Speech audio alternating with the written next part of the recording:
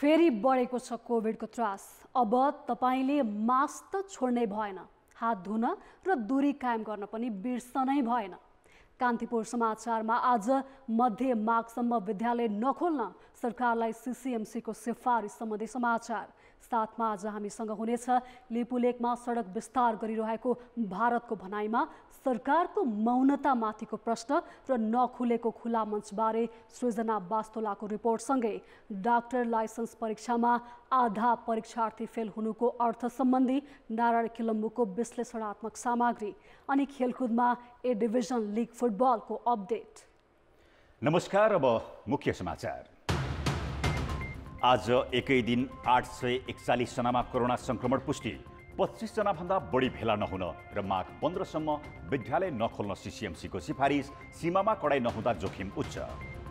लिपुलेकमा सडक विस्तार गरिरहेको भारतीय प्रधानमन्त्री मोदीको अभिव्यक्तिप्रति सरकार अझै मौन, विपक्षी भन्छ सरकारको आधिकारिक धारणा नआउनु कूटनैतिक कमजोरी। 7% को आर्थिक वृद्धिको लक्ष्य हासिल गर्न कठिन रहेको राष्ट्र बैंकको भनाई। बेमौसमी वर्षाले धान लगायतका बालीमा पुगेको क्षति र महामारी मुख्य कारण। चीनको तियानजिन शहरमा 20 जनामा कोरोना संक्रमण देखिएपछि 1,40,00,000 सामूहिक परीक्षण सुरु। भारतमा एकै दिन 1.5 लाख भन्दा बढी संक्रमित। र शहीद स्मारक डिभिजन लिगमा 3 स्टारको लगातार दोस्रो जित। हिमालयन शेर्पालाई 2-0 ले हराउँदै 3 स्टार तालिकाको 5औं स्थानमा। निसन्तानपन सम्बन्धी सबै उपचार Hope Fertility and Diagnostic Centre, Babarmahal, Kathmandu.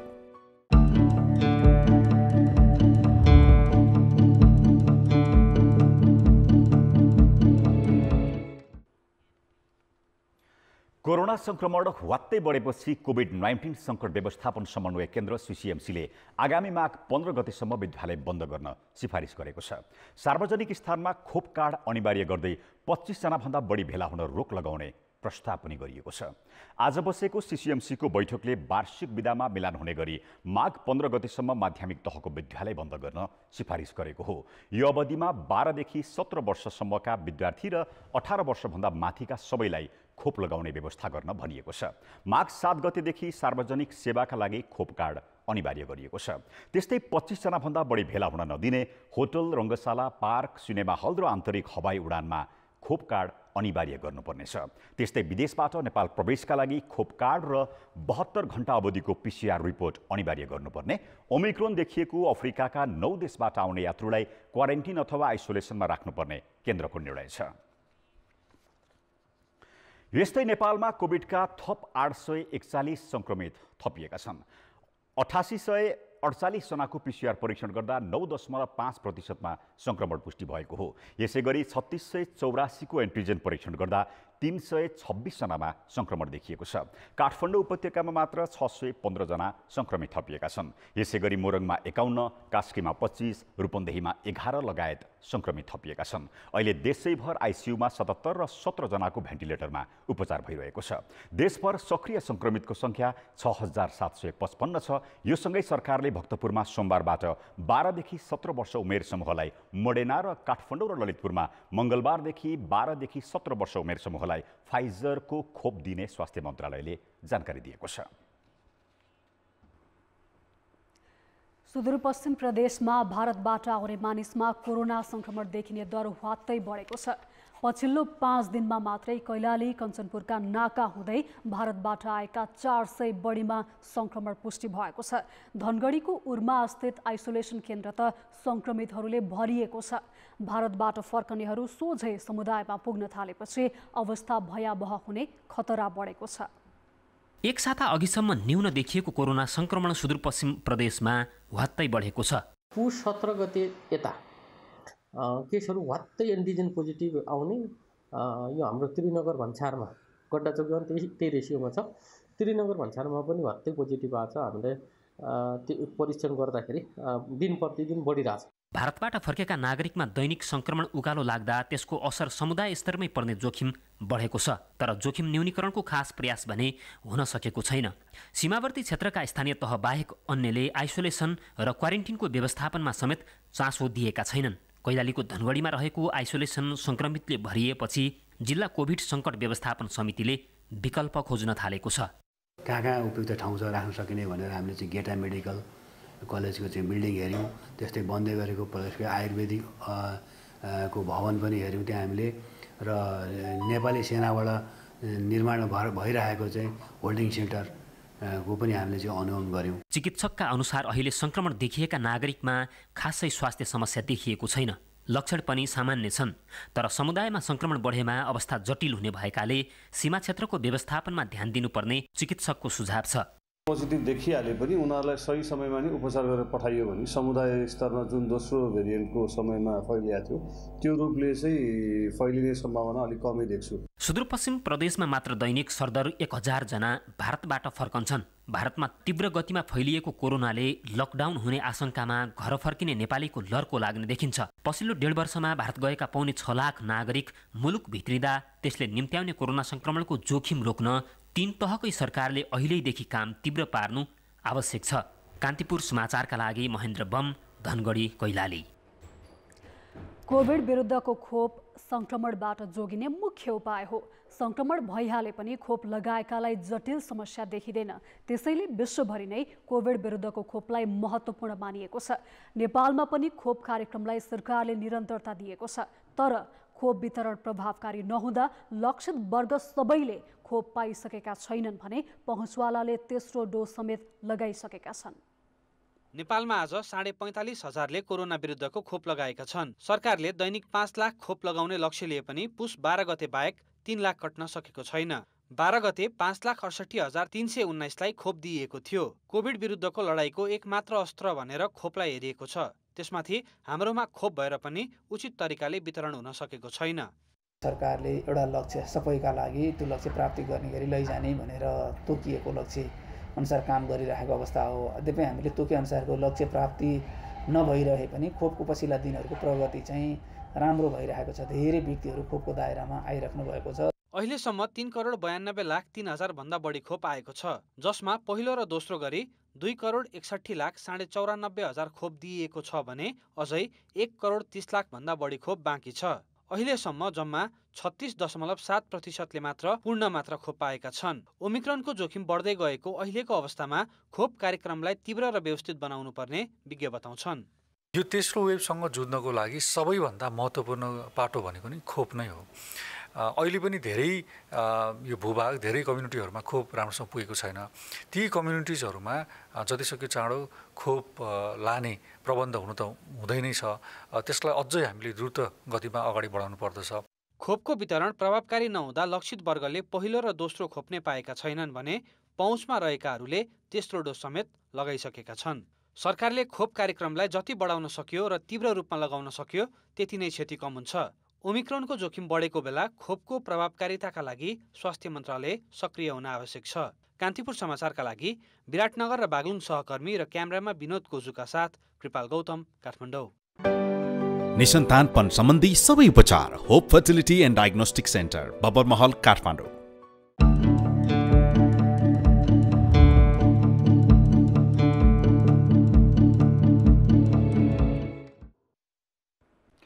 ब्रेकपछि समाचारमा पुनः स्वागत छ।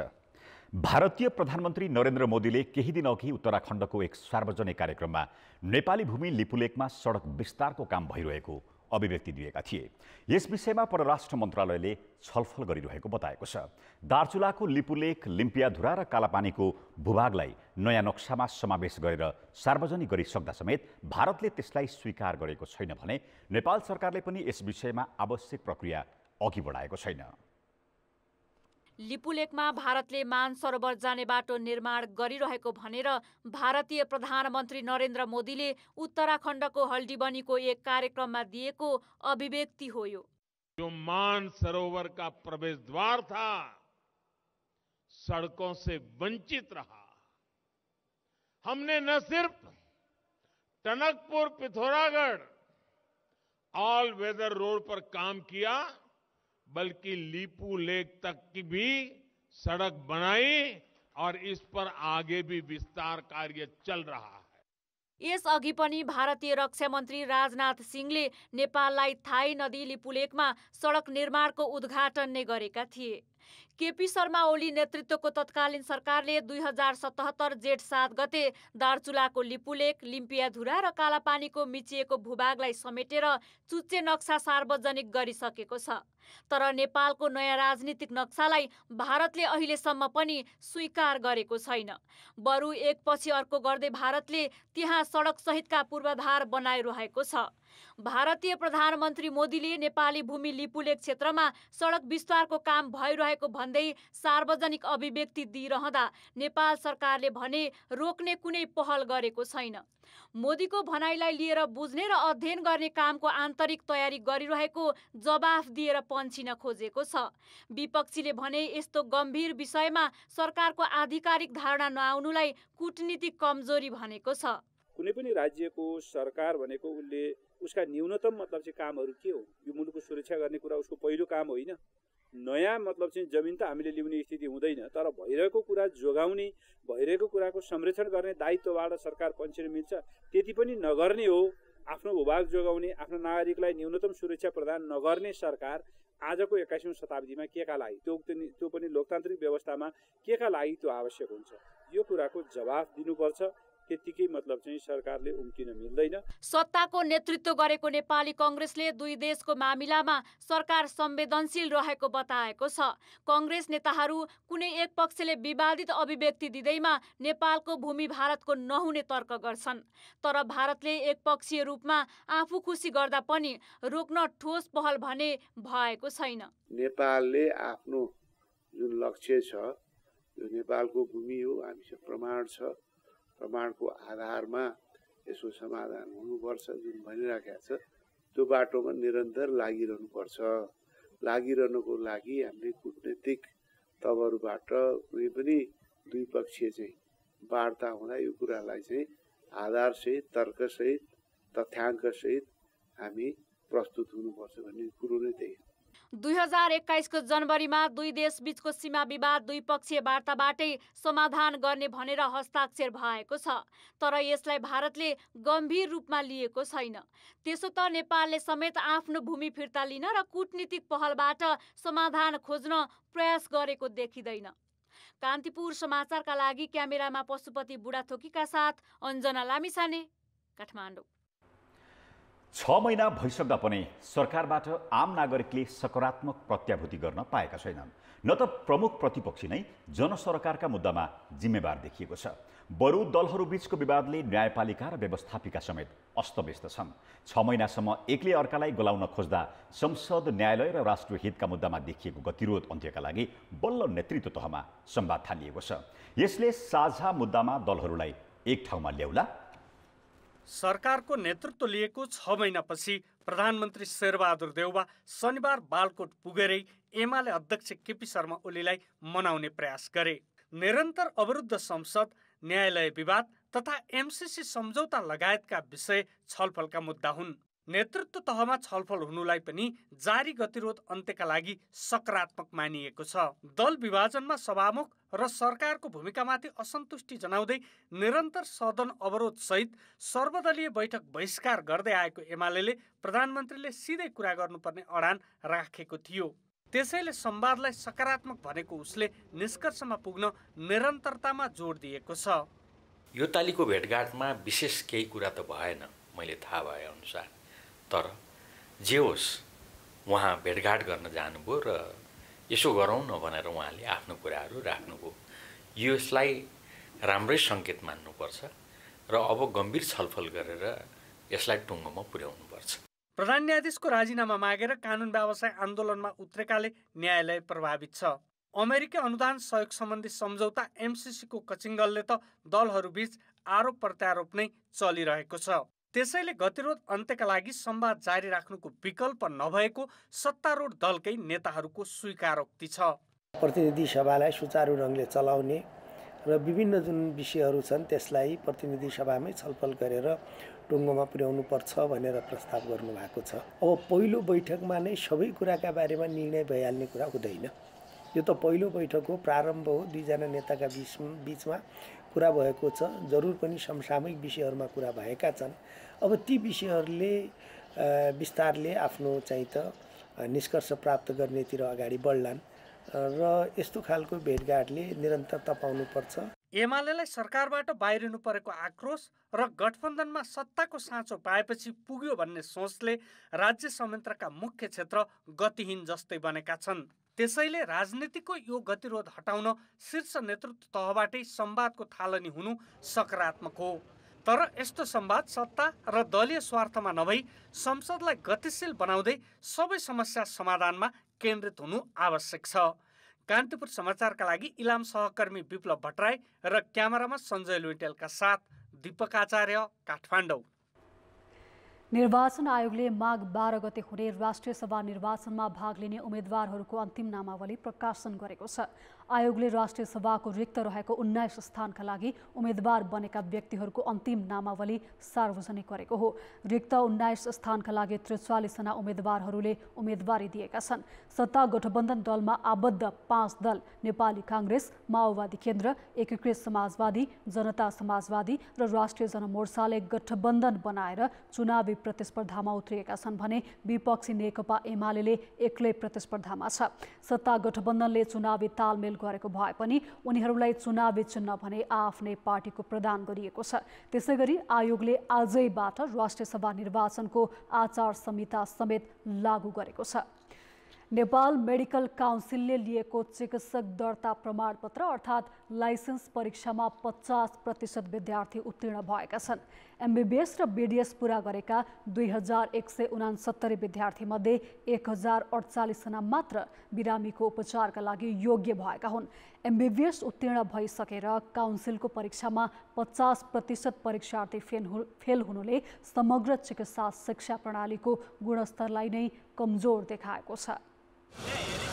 बिरामीको उपचार गर्नका लागि एमबीबीएस र बीडीएस पूरा गरेका विद्यार्थीले नेपाल मेडिकल काउन्सिलको लाइसेन्स परीक्षामा अनिवार्य रूपमा उत्तीर्ण हुनुपर्छ।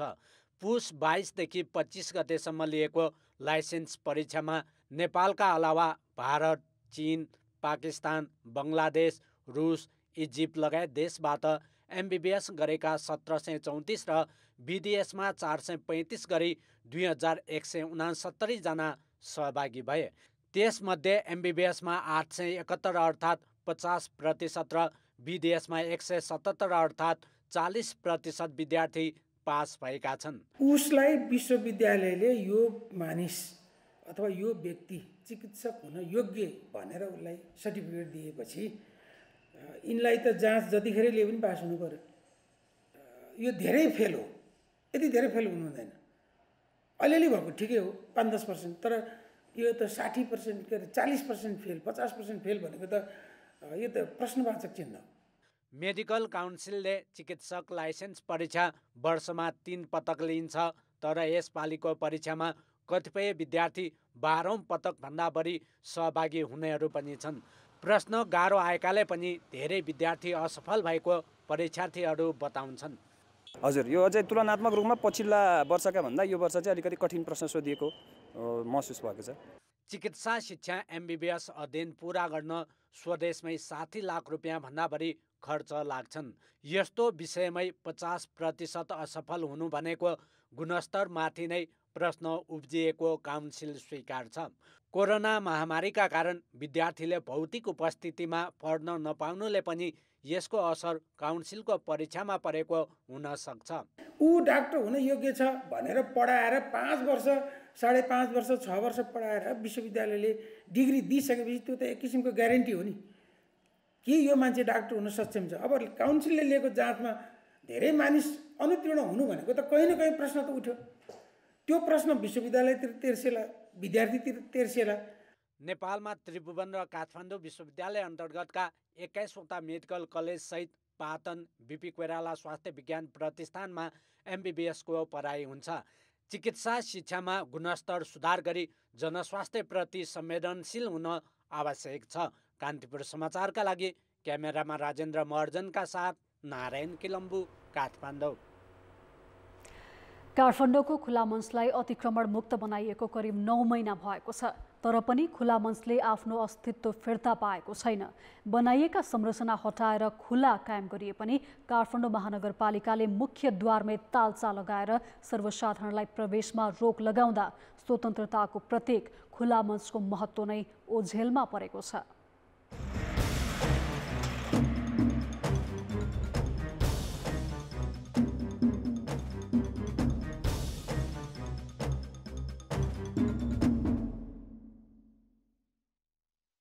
काठमाडौँको खुल्ला मञ्च खाली चौर मात्र नभएर सांस्कृतिक, राजनीतिक तथा जैविक महत्त्व बोकेको ऐतिहासिक स्थल पनि हो। सिङ्गो टुडी खेल्ने संस्थागत रूपमा अतिक्रमणमा परेसँगै एक टुक्रा खुल्ला मञ्च भने सर्वसाधारणका लागि स्वतन्त्रताको प्रतीक रहँदै आएको थियो। अझ भन्ने हो भने राजनीति गर्नेका लागि त खुल्ला मञ्च उर्वर भूमि नै मानिन्छ। तर पछिल्लो समय खुल्ला मञ्च नै अतिक्रमणमा पर्यो। निर्माण सामग्री थुपार्ने थलोदेखि बस पार्कसम्म यही बस्यो। विभिन्न संरचना बनाउँदा प्रयोग भएको कङ्क्रिटले त झन् जैविकतामा पनि प्रभाव पारेको छ। अझै पनि यो असन, बागबजार यो छेउछेउको एरियामा जमिनको पानी जसले उपयोग गर्नुहुन्छ इनार यो ट्युबवेलबाट त्यो चार्ज हुने ठाउँ नै त्यही भएको हुँदाखेरि यसको वातावरणीय इम्पोर्टेन्स या इकोलोजिकल इम्पोर्टेन्स पनि बिर्सनु हुँदैन। 2036 सालमा जनमत संग्रह घोषणा भएपछि बीपी कोइरालाले पहिलो पटक खुल्ला मञ्चमा विशाल सभा गराएका थिए। त्यस यता खुल्ला मञ्चमा राजनीतिक कार्यक्रम गर्ने क्रम सुरु भयो। 2046 साल र 2062-63 को परिवर्तनपछि खुल्ला मञ्चलाई सयौं नेताले प्रयोग गरे, तर अहिले खुल्ला मञ्च खुल्ला छैन। लामो समयसम्म अतिक्रमणको चपेटामा परेको खुल्ला मञ्च अहिले मुक्त भए पनि काठमाडौँ महानगरपालिकाले बन्द गरेर राखेको छ। खुल्ला मञ्च खुल्ला नहुँदा नेपाली काङ्ग्रेसले आफ्नो महाधिवेशन भ्रिकुटी मण्डपमा गर्यो। यता नेकपा माओवादी केन्द्रले पनि प्रज्ञा प्रतिष्ठानको बन्द हलमा महाधिवेशन गर्यो। तर राजनीतिक इतिहास र महत्त्व बोकेको खुल्ला मञ्च भने बन्द नै रह्यो। काठमाडौँ महानगरपालिका खुल्ला मञ्च व्यवस्थापनमा भन्दा पार्क निर्माणमा केन्द्रित छ। खुल्लाको रूपमा कस्तो चाहिँ अब पार्क बनाउने भन्दा नागरिक बनाउने त्यो अनुसारको कस्तो डिजाइन हुने भन्ने कुरा चाहिँ हरेकसँग छलफल गरेर त्यहाँ एउटा चाहिँ पार्कको रूपमा विकास गर्ने भन्ने कुरामा चाहिँ छलफल चलिरहेछ। खुल्ला मञ्चमा पुगेर आफ्नो मनका बह पोख्नेहरू अहिले बाहिरबाट हेरेर चित्त बुझाइरहेका छन्। कहिलेदेखि खुल्ला मञ्च खुल्ला गर्ने भन्ने निर्णय महानगरपालिकाले गर्न सकेको छैन। कान्तिपुर समाचारका लागि क्यामेरामा विकास जोशी र रूपक कोइरालाका साथ सृजना वास्तोला, काठमाडौँ। निसन्तानपन सम्बन्धी सबै उपचार Hope Fertility and Diagnostic Centre, Babar Mahal, Kathmandu.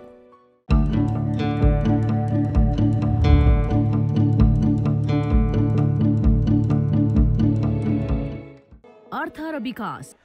चालु आर्थिक वर्षको बजेटले लिएको 7% आर्थिक वृद्धिको लक्ष्य हासिल गर्न कठिन भएको नेपाल राष्ट्र बैंकले जनाएको छ।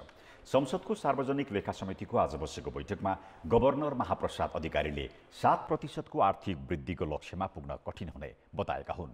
बेमौसमी वर्षाले धानसहित कृषि उपजमा पुर्याएको क्षति र कुल ग्राह्यस्थ उत्पादनमा महत्त्वपूर्ण योगदान रहेका सेवा र उद्योगको योगदान बढ्न नसक्दा लक्ष्य अनुसारको वृद्धिमा चुनौती थपिएको उनको भनाइ छ। तर बिचमा भएका केही घटनाक्रमले फेरि अलिकति निराशा जनाएको छ। खास गरी धानको उत्पादन, कृषिको उत्पादन निकै आशा जाग्ने किसिमको भइरहेकोमा बिचमा आएर बेमौसमी विषयले समेत असर परेको कुराहरू छ। त्यसले गर्दा 7% को टार्गेट लक्ष्य हुँदाहुँदै पनि हामी त्यसको छेउमै पुग्नलाई अलिकति चुनौतीपूर्ण रहिआएको छ। सामानको ढुवानीका लागि सिपिङ कम्पनीहरूले बढाएको भाडा, बढेको बीमा शुल्क र इन्धनमा भएको मूल्यवृद्धिले बजारको मूल्यवृद्धिलाई 6.5% भित्र राख्न पर्ने चुनौती देखिएको गभर्नर अधिकारीले उल्लेख गरे। बढ्दो आयातका कारण बैंकमा पैसा रित्तिएपछि केन्द्रीय बैंकले 5 महिनामा अहिलेसम्मकै बढी 27 खर्ब रुपियाँ बैंकिङ प्रणालीमा पठाएको छ। अर्थ सचिव मधुकुमार मरासिनीले वित्तीय प्रणालीमा देखिएको समस्या समाधानका लागि अनावश्यक वस्तुको आयातलाई निरुत्साहित गरिएको बताए। धेरै कर्जा गएर फेरि ओभर हिटेड को हुने हो कि भन्ने हामीलाई खालको चिन्ता पनि छ। त्यो हिसाबले के मेजर्सहरू हामीले लगाएका छौँ भने इन्भेन्ट्री प्रेसर कस्तो भन्दाखेरि अब कोभिडको तेस्रो भेरिएन्ट इकोनोमी चलायमान भइरहेछ।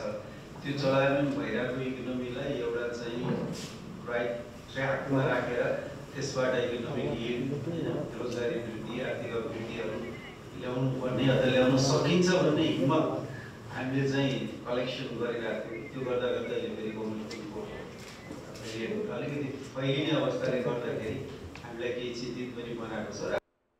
अर्थ मन्त्रालयले आन्तरिक ऋण उठाउँदा तरलता अभाव अझ चर्को हुने भन्दै विश्व बैंक अन्तर्राष्ट्रिय मुद्रा कोष जस्ता संस्थाको सहयोग लिने बताएको छ। बजेटमा 2 खर्ब 39 अर्ब आन्तरिक ऋण उठाउने भनिए पनि अहिलेसम्म सरकारले जम्मा 6 अर्ब बराबरको मात्र उठाएको छ। ब्रेकपछि समाचारमा पुनः स्वागत छ। कोरोना महामारीसँगै रोजगारी गुमाएका थुप्रै युवा अझै बेरोजगार छन्। अर्थतन्त्र शिथिल छ। कोरोनाको यस्तो सङ्कटमा पनि प्रदेश सरकारहरूले भने मठ मन्दिर मस्जिद र जातिगत सम्प्रदायका सङ्ग्रहालय निर्माणका लागि करिब 4 खर्ब रकम खन्याउँदैछन्। लुम्बिनी प्रदेश सरकारले मात्रै 91 करोड 75 हजार रुपैयाँ यही शीर्षकमा खर्च गर्दैछ। गरिबी घटाउने नारा बोकेको प्रदेश 2 सरकारले यस वर्ष मठ मन्दिर जातिगत भवन धार्मिक स्थल र नेताहरूका स्मृति पार्कमा 2 अर्ब 13 करोड 15 लाख खर्च गर्दैछ। सुदूरपश्चिम प्रदेशले 56 करोड 66 लाख, प्रदेश 1 ले 16 करोड 13 लाख, बागमतीले 17 करोड 64 लाख र गण्डकीले 11 लाख 50 हजार रुपैयाँ यस्तै काममा खर्च गर्दैछन्। अब जनमतको अन्तिम परिणाम। जनमतमा हिजो हाम्रो प्रश्न थियो, सरकारले विशिष्ट श्रेणीको पद सृजना गरी कर्मचारी नियुक्त गर्नुलाई के भन्नुहुन्छ? ए. निकटका कर्मचारी व्यवस्थापन, बी. गठबन्धनको बाध्यता र सी. थप व्यवहार। जनमतको अन्तिम परिणाम यस्तो छ। ए. निकटका कर्मचारी व्यवस्थापनमा 48%, बी. गठबन्धनको बाध्यतामा 23% र सी. थप व्यवहारमा 29%। अब आजको प्रश्न। जनमत। हाम्रो प्रश्न छ, अनुत्पादक क्षेत्रमा लगानी र धार्मिक पूर्वाधार निर्माणमा प्रदेश सरकारको होडबाजीलाई के भन्नुहुन्छ? ए. दृष्टिकोणको अभाव, बी. भोटको राजनीति र सी. नागरिकको खबरदारी पुगेन। जनमतको अन्तिम परिणाम भोलि बेलुकी 8 बजेको कान्तिपुर समाचारमा प्रसारण गर्नेछौँ। कृपया न्युज स्पेस ए, बी वा सी टाइप गरी 34001 मा SMS गरी आफ्नो मत व्यक्त गर्नुहोला। खेलकुद समाचार। कान्तिपुर खेलकुद समाचारमा स्वागत छ। शहीद स्मारक ए डिभिजन लिगमा 3 स्टारले लगातार दोस्रो जित हात पारेको छ। 3 स्टार हिमालयन शेर्पालाई 2-0 गोल अन्तरले पराजित गर्दै शीर्ष 5 मा उक्लिएको हो। दशरथ रङ्गशालामा आज भएको खेलको पहिलो हाफ सुस्त बनेको थियो। दुवै टिमबाट कुनै गतिलो आक्रमण हुन नसक्दा कुनै गोल हुन सकेन। दोस्रो हाफमा ऋतिक खड्काले डेडलक तोडेका थिए। 56औं मिनेटमा घनिपो क्रोमाहाले बक्सभित्र दिएको पासमा ऋतिकले गरेको प्रहार अमृत श्रेष्ठलाई लाग्दै गोल भएको हो। ऋतिकको जारी लिगमा यो दोस्रो गोल हो। इन्जुरी समयमा क्रोमाहाले गोल थप्दै अग्रतालाई दोब्बर बनाए। जारी लिगमा लाइब्रेरियन खेलाडी क्रोमाहाको यो पहिलो गोल हो। यसअघि 3 खेलसम्म 100% नतिजा निकाल्न सफल भएको शेर्पा यो नतिजापछि 6औं स्थानमा झरेको छ। उसको 8 खेलबाट 11 अङ्क छ। यो जितपछि 3 स्टार शेर्पालाई उछिन्दै 5औं स्थानमा उक्लेको छ। जारी लिगमा तेस्रो जित हात पारेको 3 स्टारको 8 खेलबाट 13 अङ्क भएको छ। ओखलढुङ्गाको 8 स्थानीय तहमा 2 दर्जन बढी खेल मैदान बनाउने भनेर काम थालिएको थियो। गएको 5 वर्षमा खेल मैदान निर्माणमा 10 करोडभन्दा बढी खर्च भएको छ। तर ओखलढुङ्गामा अहिलेसम्म एउटा पनि जिल्ला स्तर र प्रदेश स्तरको खेल खेलाउन मिल्ने मैदान तयार भएको छैन। दृश्यमा देखिएको प्याराफिट ओखलढुङ्गा सदरमुकामको खेल मैदानको हो। गत वर्ष 24 लाख रुपैयाँमा बनेको प्याराफिट लागत अनुसारको नभएको भन्दै विरोध भएको छ। 30 लाख खर्च गरेर बनाइएको मानेभन्ज्याङ गाउँपालिका 4 केतुकेको खेल मैदान पनि अलपत्र छ। यी केही उदाहरण मात्र हुन्। गएको 5 वर्षमा जिल्लाभित्र खेल मैदान निर्माणमा 10 करोड भन्दा बढी रकम खर्च त भयो, तर स्तरीय खेल मैदान बनेन। निर्माण सम्पन्न नभएका र बन्दाबन्दै रोकिएका खेल मैदानले सरकारी रकमको चरम दुरुपयोगलाई छर्लङ्ग पारेको छ। राष्ट्रिय स्तरको गेम गराउने, भाडामा म्याट ल्याएर राष्ट्रिय खेलकुद परिषदबाट भाडामा म्याट पाइन्छ, म्याट ल्याएर ओछ्याउने ठाउँ पनि छैन। कार्यकर्ताहरूले चाहिँ अल्मलाउने अथवा चाहिँ उनीहरूलाई चाहिँ खुसी बनाउनका लागि डाँडा र खाल्डो अथवा खोलाको किनाराहरूमा डाँडामा अथवा चाहिँ पहुँच भएको ठाउँमा मात्रै खेलकुदको चाहिँ संरचनाहरू बनाउनु खोजिएको छ। राष्ट्रिय खेलकुद परिषदले पठाएको बजेट पहुँचकै आधारमा खेल मैदान निर्माणमा खर्च हुने गरेको छ, तर खर्च योजनाबद्ध रूपमा नहुँदा मैदान बन्न सकेको छैन। खेल मैदान निर्माणमा स्थानीय र प्रदेश सरकारको बजेट पनि पटक पटक खर्च भएको छ। जिल्लाको आवश्यकता हेरी पूर्वाधार निर्माण गरिनुपर्नेमा त्यस्तो भएको छैन। इन्डोर खेलका लागि ओखलढुङ्गामा अहिलेसम्म कुनै कवर्ड हल निर्माण भएको छैन। प्रशिक्षण दिने र खेलाडी उत्पादन गर्ने गतिविधि ठप्प छ। जिल्ला गरे राष्ट्रपति रणनीतिसम्म पनि आफ्नो खेल मैदान पनि गर्न सक्दैनौँ र स्थानीय निकायका खेल मैदानहरू पनि प्रतियोगिता गर्न लायक छैनन्। उनीहरूको चाहिँ भौतिक निर्माण भने के भने माटो फाल्ने ठाउँ जस्तो भइरहेछ खेल मैदानहरू। भएकै खेल मैदानलाई आवश्यकताको आधारमा स्तरोन्नति नगर्ने हो भने खेल मैदान बनाउने नाममा कमाउने धन्दा मात्रै हुने देखिन्छ। कान्तिपुर समाचारका लागि कुम्भराज राई, ओखलढुङ्गा। अब जनताको आवाज। हामीले 7 प्रदेशमा सोधेका छौं, खेलकुद पूर्वाधार निर्माणका लागि खर्चिएको बजेटको सदुपयोग किन नभएको होला? जनताको आवाज। सम्बन्धित निकायहरूको अलि लापरवाही जस्तो लाग्छ। खेलकुद विकास समितिले पनि यसमा बढी से बढी चासो दिनुपर्छ। आएको बजेट आय स्रोतहरूलाई तलास नगरेर राजनीतिक दबाब जस्तो लाग्छ मलाई। समयमा त्यसलाई जुन उपभोक्ता होस् अथवा खेदाला होस् त्यसलाई घचघच्याउनु पर्ने नगरेको कारणले गर्दाखेरि बनाउने भन्दा पनि कमाउनेतिर ध्यान दिएको। पूर्वाधारमा मात्रै खर्च गर्ने चलनले पनि दुरुपयोग गर्न चाहिँ अहिले सजिलो भइरहेको जस्तो छ।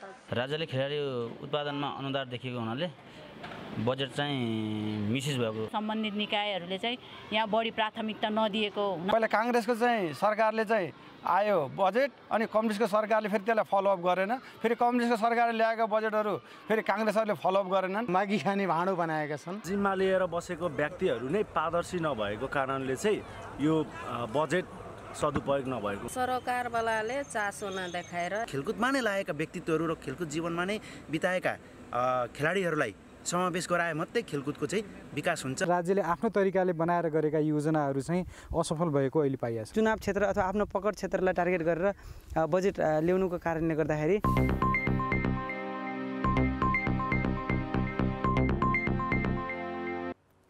कोरोना भाइरस जोखिमका बीच अफ्रिकाको सबैभन्दा ठूलो फुटबल प्रतियोगिता अफ्रिकन कप अफ नेसन्सको 33औं संस्करण आजबाट क्यामरुनमा सुरु हुँदैछ। उद्घाटन खेलमा समूह एमा रहेका क्यामरुन र बुर्किना फासो बीच प्रतिस्पर्धा हुनेछ। यो खेल नेपाली समयअनुसार राति 9:15 बजे सुरु हुनेछ। राति 1:15 बजे यसै समूहको इथियोपिया र केप भर्ड बीच खेल हुनेछ।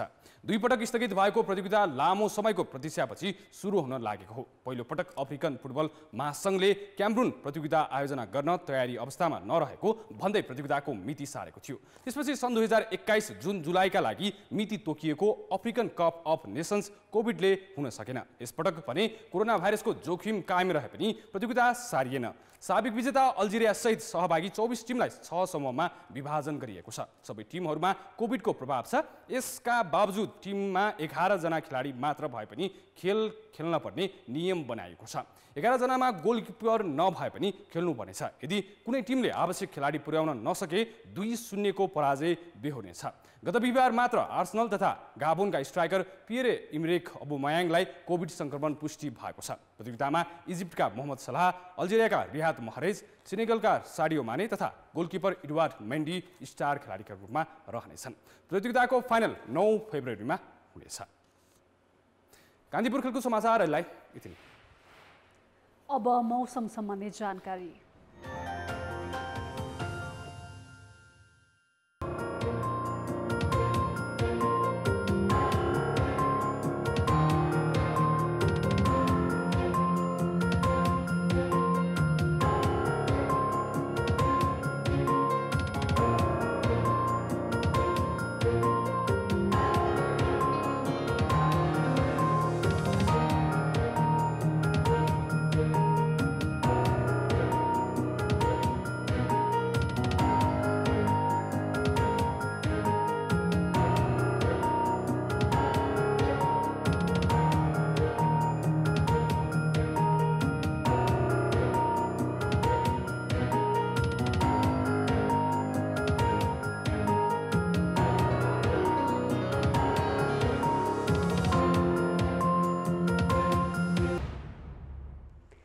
कान्तिपुर समाचार अहिलेलाई सकियो। कान्तिपुर टेलिभिजन हेर्दै गर्नुहोला।